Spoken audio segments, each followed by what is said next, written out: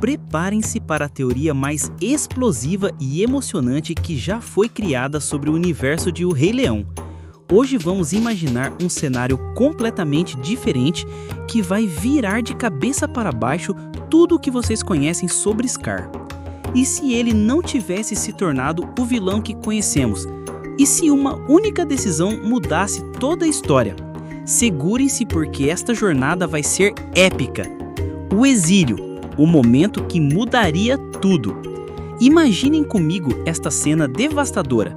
Mufasa, no final do live action, expulsa Scar após descobrir toda a traição. Neste momento, o mundo de Scar literalmente desmorona. De um rei prometido, de um herdeiro legítimo, ele se torna um exilado nômade, perdido numa vastidão sem fim. Scar ficaria completamente perdido, sem saber para onde ir, carregando nas costas o peso de uma vida inteira de promessas quebradas. De um irmão adotivo que ele considerava sangue do seu sangue, Mufasa se transformou no algoz que despedaçou todos os seus sonhos. Mas aqui está o ponto crucial que ninguém percebe. Scar conhecia perfeitamente o Vale dos Reis. Aquela região ancestral seria seu destino natural, o único lugar onde poderia tentar reconstruir sua vida longe da sombra esmagadora de Mufasa. A dor profunda que ninguém viu.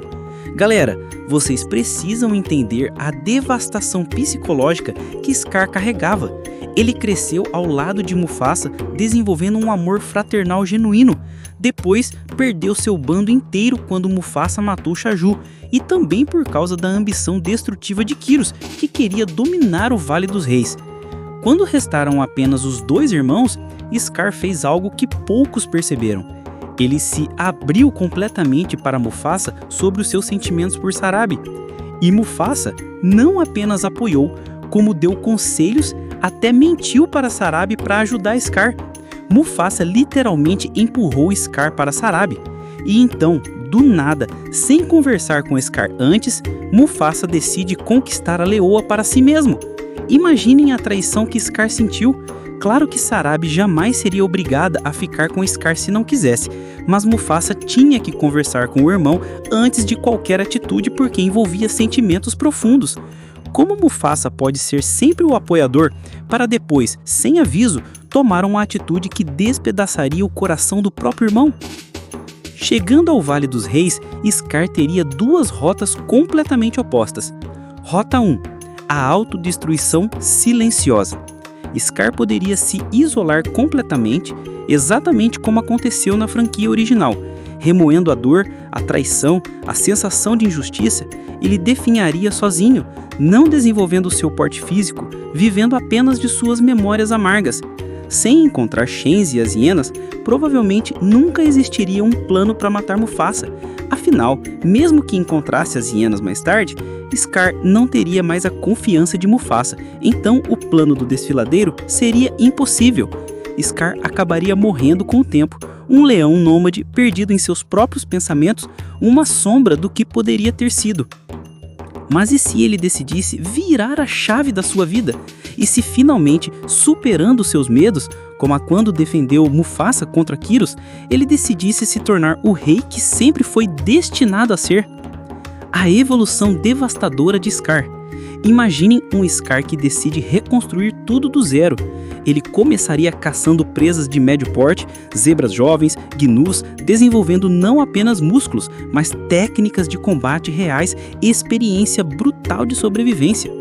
Com o tempo, o Vale dos Reis começaria a receber leões de volta após a saída de Kyros. Scar poderia ir recrutando leoas para o seu bando não através de medo ou manipulação, mas através de liderança genuína e força conquistada com suor e sangue. E aqui vem a possibilidade mais insana. Imaginem Scar encontrando leões exilados como ele e formando uma aliança devastadora. Uma aliança de rejeitados que se tornaram guerreiros letais. O Scar que poderia ter sido um rei verdadeiro. Se Scar tivesse virado a chave, pense nas possibilidades épicas. Ele poderia derrotar leões com porte como Tigaru e conquistar bandos, Com o tempo, atrairia leoas poderosas que respeitariam sua força conquistada, a genética de Obase correndo em seus veias. Scar poderia desenvolver um porte ainda mais magnífico que Mufasa. A família alternativa: Scar, Zira e os filhos guerreiros. Imaginem agora a combinação perfeita: Scar conquistando Zira como companheira e tendo Nuka, Vitânia e Kovu como descendentes, mas desta vez num cenário completamente diferente de O Rei Leão 2. Kovu jamais encontraria Kiara por causa da distância entre o Vale dos Reis e a Pedra do Reino. Ele permaneceria leal a Scar e Zira, desenvolvendo-se como o guerreiro letal que sempre foi destinado a ser. Teríamos Vitânia com suas leoas guerreiras, Scar com um porte magnífico desenvolvido, Zira ensinando técnicas de batalha devastadoras, Kovu sem conflitos de lealdade e Nuka finalmente reconhecido pelo pai. A batalha final épica.